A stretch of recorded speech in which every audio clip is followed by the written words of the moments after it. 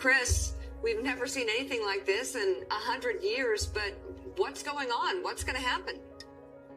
Well, there's so many things wrong. Where do I begin? I mean, I think this whole Republican caucus, the GOP caucus this time, is really a destructive force. It was founded on a lie that Donald Trump did not have anything to do with the attack on the Capitol in January 6th of 21. He had nothing to do with it. That he was free, and all these people from Kevin McCarthy on down, who went down and saw him and got his approval. I mean, McCarthy is in league with Trump on this. Trump could be, as James said a few moments ago, yesterday's man, but he's in league with him. And the whole idea of him having a good relationship with his party's right. I mean, Pelosi, if you watch Pelosi, this has nothing to do with right-wing or left-wing politics.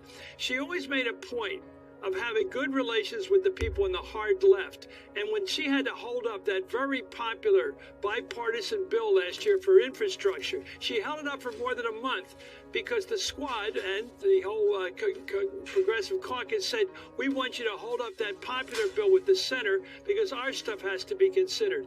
And so she held it up in great respect for that group for almost a month, and then she said, well, you've had your time, and now have to vote. We're going to have to vote on the infrastructure bill, and she ended up getting it all passed. So you have to have finesse. I don't think Kevin McCarthy has any finesse, and I don't think he has anybody afraid of him. They hate him, that's for sure. They hate him. They want his head. And so I think this thing's going to pass. They want him gone. They want to hurt him. They want him to feel bad about himself and his career. That's what they want. And so this is a personal thing. That's what I think. I think in a normal transition, he would get that message today or tomorrow, and Scalise would get the leadership. But I don't know if this is normal times. It seems like that's the normal way something would happen. Yeah, and speaking of the normal way, you look at Nancy Pelosi again.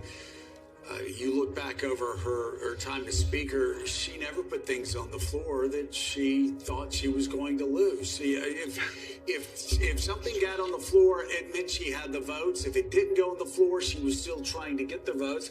And you look how she held things up for, like you said, a very long time, masterfully shepherded them through, got them all passed. You worked for a guy named Tip O'Neill, of course, Chris. And so I know for you, because you were Tip's guy, you were running the House.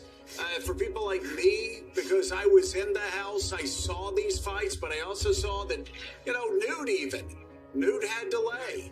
So, Tom DeLay. So, when they went to the floor, they usually knew what was going to happen.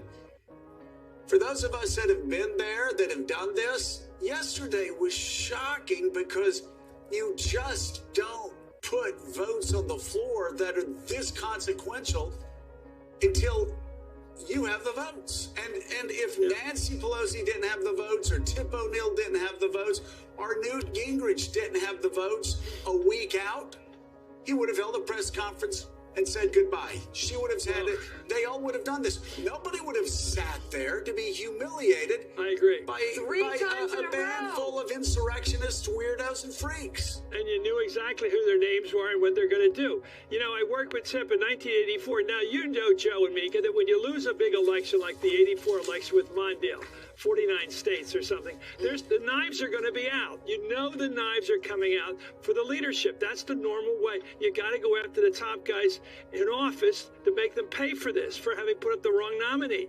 And I can tell you the backroom machinations that went on with Tip. He never got a leadership challenge because he got rid of it, okay? He had 70 guys on remember the Southern Democrats, how many there were? How conservative they were back in that year, in the 80s? That's gone now, but he had to face that Southern cotillion down there of 70 votes. He got it down to about 29 and they gave up.